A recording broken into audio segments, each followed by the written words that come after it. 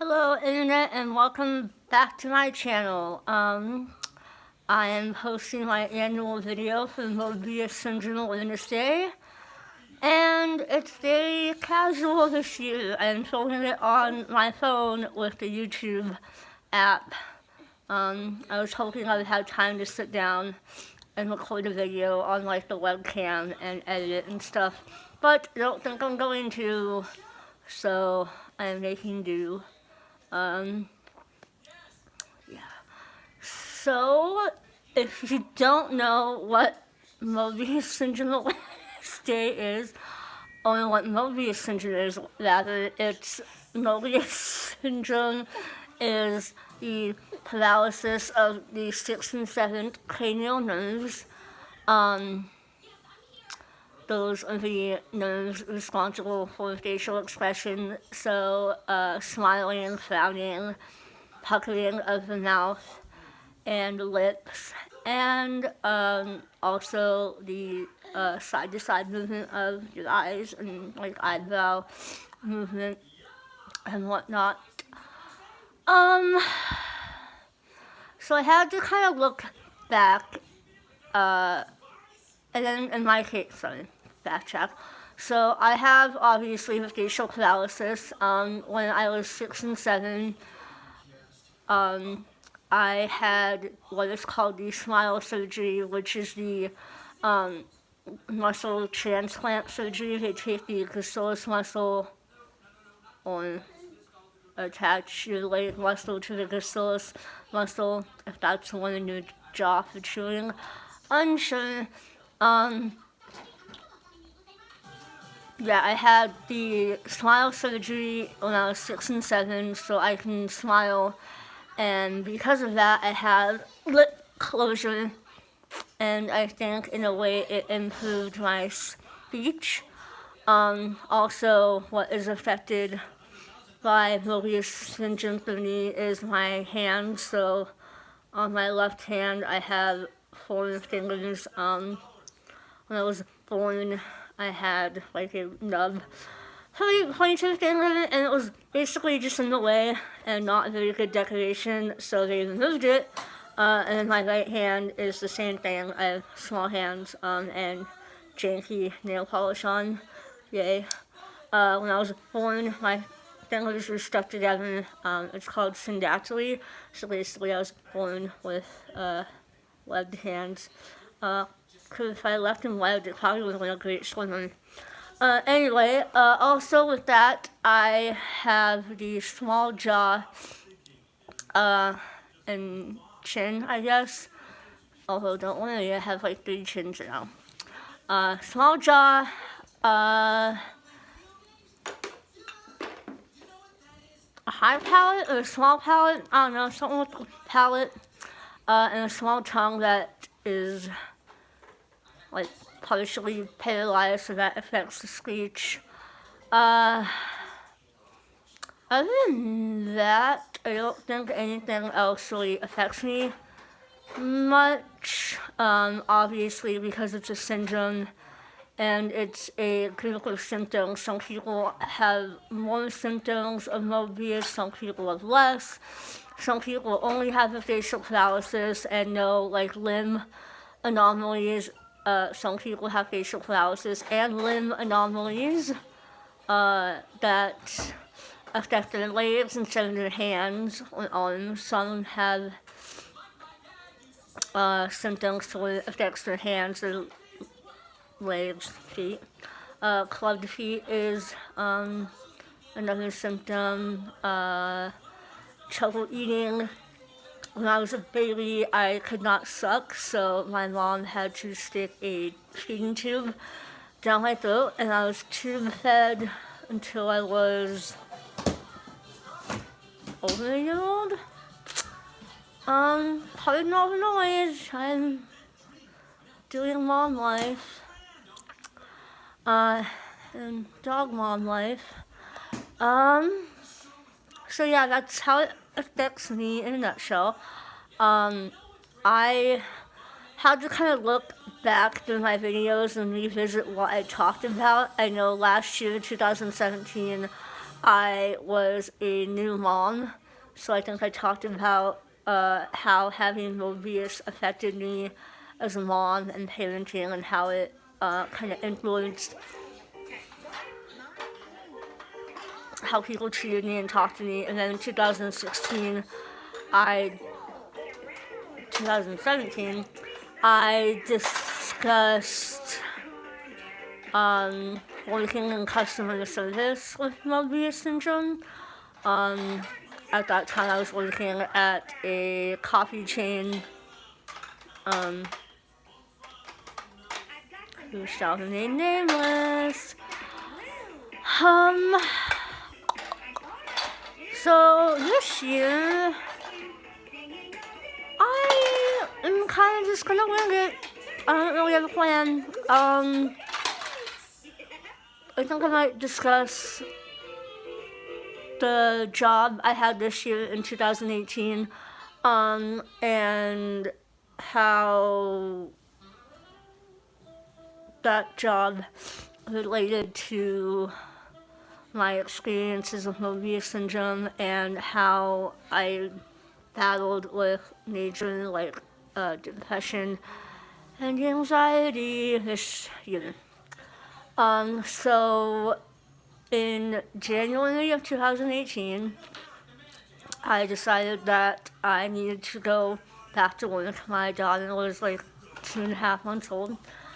And yeah, so I had several job interviews. I knew I didn't really want to go back into customer service. I've always really wanted to work with individuals with special needs. That's always something of a field I've been able to relate to. So I had a few interviews.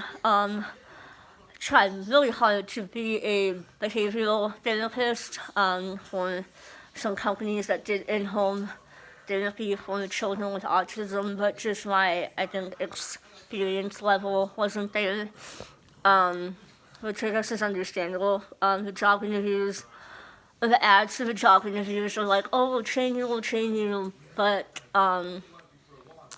it was evident that they would not, which is fine. After doing some company research, it seemed like, I don't know, it might not have been the job for me. So in February of 2018, I got a job working at a ranch that does equestrian therapy for children with special needs, and also a vocational training program for adults with special needs, and that was specifically what I got hired into, the vocational training program, initially as a classroom aide, and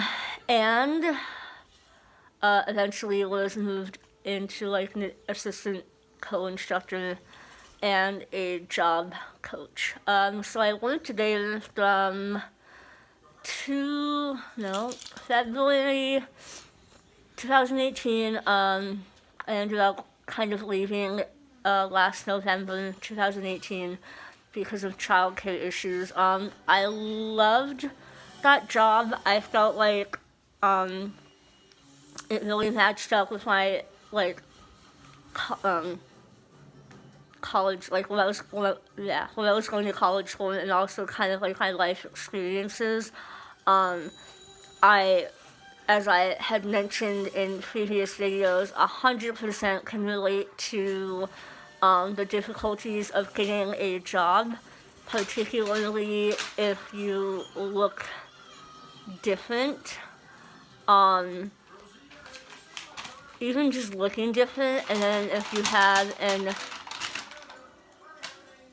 you have an intellectual disability, it makes it that much harder.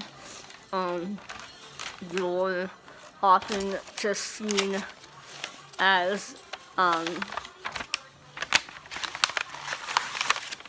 this video. You're often just seen as a person with a disability, and some employers sometimes don't look past that to see the person and what they're capable of doing. So I thought I fit that job really well. I loved it. There were some instances when we would take our students out into the community, and one particular instance, we took the students. They were given a tour of a local grocery store, and the woman giving the tour, that was an employee at the store, 100% thought I was one of our students, one of the special needs students, and so that it made me uncomfortable, not because she was like assuming. I mean, it made me uncomfortable because of that, but also because at the time I had not. I was there with two of my coworkers, one of whom I was particularly close with. #work life. And I don't think at the time I had like really discussed like, oh, I have Moebius and I have facial paralysis, like, which, I mean, it's obvious if you talk to me, but I never addressed with her or my other coworkers that that's what it was. So that made me really uncomfortable. Because of that, I think I've talked about maybe a blog or something about how I feel like in a sense, am trying to pass as someone that doesn't have a physical difference, and when stuff like that happens, it's like, oh, I do, thank you for reminding me. So that, there's another instance when we took them on, like, when we took the students on an event to the community, and one of the people we interacted with was doing that tone of voice I discussed in my last couple videos, that high-pitched, somewhat slow voice that people use when you're talking to someone that, for lack of a better word, you perceive to be slow or developmentally disabled, however you want to term or coin it. So that's a thing. Definitely dealt with a lot of anxiety and depression this year. Last year, between last January and this January, over the summer, I think starting in like May or June, my depression and anxiety got really bad, and it's hard to pinpoint how that relates to my Moebius. I know for me the anxiety is dealing with the public still. I try really hard to force myself to get out there and like do the daily things I have to do, and like usually it's fine. Most people are really nice and friendly, but it's the people that are not nice and are not friendly and talk to me like I'm stupid, essentially, that make me not want to go out places. Side note, well, not really a side note, but like a little anecdote. I wanted to go back to the gym, and to, wanted to come back to the gym to get in shape, and try to lose the last of this post-baby weight, which it's no longer baby weight, it's now like holiday food weight and not exercising and eating right weight. I went back to the gym in my quote-unquote hometown, and this guy that used to be a regular at my old job coffee shop place, who was kind of a jerk. Um, he comes up to me and he's like, he's looking at me, and I saw him, and he said, I've seen him at my gym before, when I was in like my best shape. He came up to me and was like, "Oh, you're finally deciding to get in shape." And at that time, I was in like the thinnest and most fit I'd ever been. But sure, yeah, I'm trying to get in more shape. Anyway, so this guy comes up to me and he's like, "Oh, I know you." And I'm like, "Yeah." I'm like, "Yeah, like you know me from like my old job. Like we all know." And he, I don't really want to like name drop companies or anything, but he basically said, "You were one of the disabled people that was a greeter at a giant chain store that sells cheap things." I don't know. Walmart, sorry. Anyway, he's like, "Oh, you were one of the, like, disabled greeters at Walmart." And I was like, "No, like, you know me from my old job. Like, I waited on you all the time." And then he said that, like, he basically told me I got fat. And I was like, "Okay, well, glad I decided to come back to the gym." Just got told I'm clearly a disabled Walmart greeter. Not that there's anything wrong with being a Walmart greeter. Those old people are adorable. And that I'm fat, which, I mean, I am. But, like, I don't need you to tell me. Thanks. So that kind of set me back as far as, like, wanting to go to the gym. Also, my depression got really, really low. I think I had postpartum depression, and I know I had postpartum depression, and like I never took care of it. And then as the year went on, I think other things started happening that I just got to like a really, really, really low point. Wasn't feeling good about myself. Wasn't feeling good about other things in my life, and just was feeling really low. So anyway, this is Moebius Syndrome Awareness Day. I'm going down a rabbit hole of like self-loathing. Anyway, so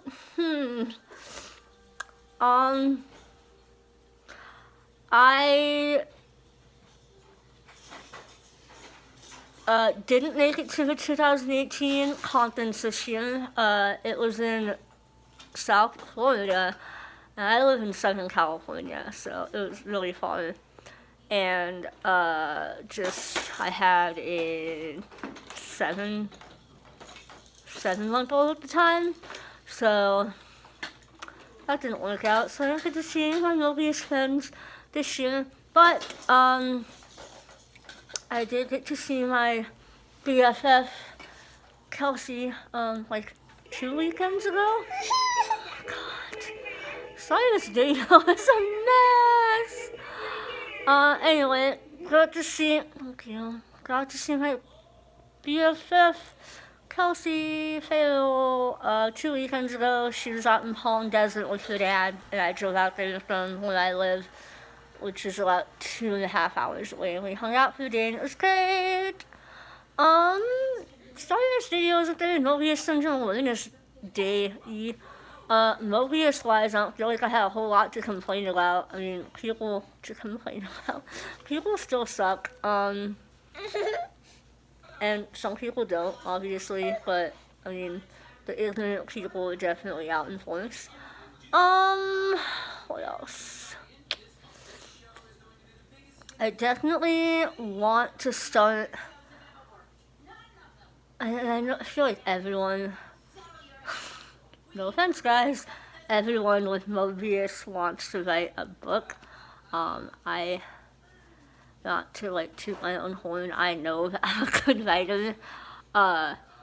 So I think that's something, if I get like a quiet moment, which not gonna happen. I want to start kind of writing about some of my experiences with Moebius. Not my whole life, obviously, but definitely things that have stood out, that have happened to me, that have kind of shaped who I am. Anyway, this video is like 20 minutes long. It's not edited. I didn't have anything written down. And yeah, so sorry if this video is a little rough. Anyway, January 24th is Moebius Syndrome Awareness Day. I hope if you've never seen a video about Moebius Syndrome Awareness Day or Moebius Syndrome, or that someone with Moebius, now you have. Be more tolerant of people, listen better. I feel like that's still like the main complaint I have is people saying they can't understand me. And it's like, in my opinion, people with Moebius, as far as like difficulty in understanding their speech, it's definitely like a spectrum, I guess. A scale? I don't know. Some people, like you can't even tell. And other people are significantly more difficult to understand. But I feel like I've met people like all along the scale, and I've never met someone where it's like, I can't understand what you're saying. And I know that's not because I have it.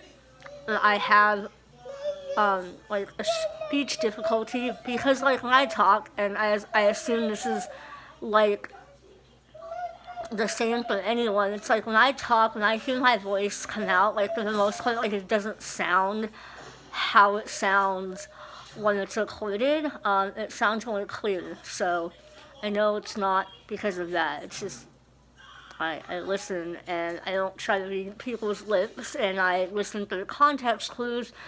And yeah, I've never had difficulty understanding someone, and I know for the fact that a good friend of mine with Moebius, a lot of the time has stories of when people are like, oh, I can't understand you. And it's like, I've never had difficulty understanding you, so I definitely think it's lazy listening, which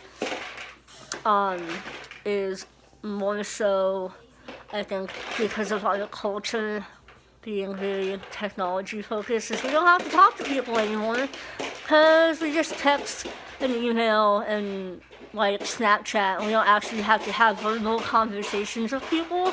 And I think, I mean, it could be wrong, it's just my opinion. And I think when we do actually have to listen to people, it's like, oh, I can't understand you because this isn't clear written text.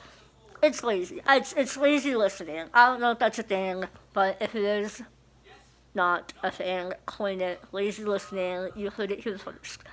So yeah, that's the end of my little Moebius Syndrome Awareness Day tangent. Thanks for listening. I will see you guys next year. Actually, I want to start posting more like regular content about my life, which will hopefully be more put together and less crazy than this one, because right now I have no makeup on. My hair hasn't, yeah, it's a thing, and I have a TV playing, and a baby crying and hitting her head against the wall, and a dog doing the most. So thanks if you've made it to the end of this video. Thank you. I will see you guys next year.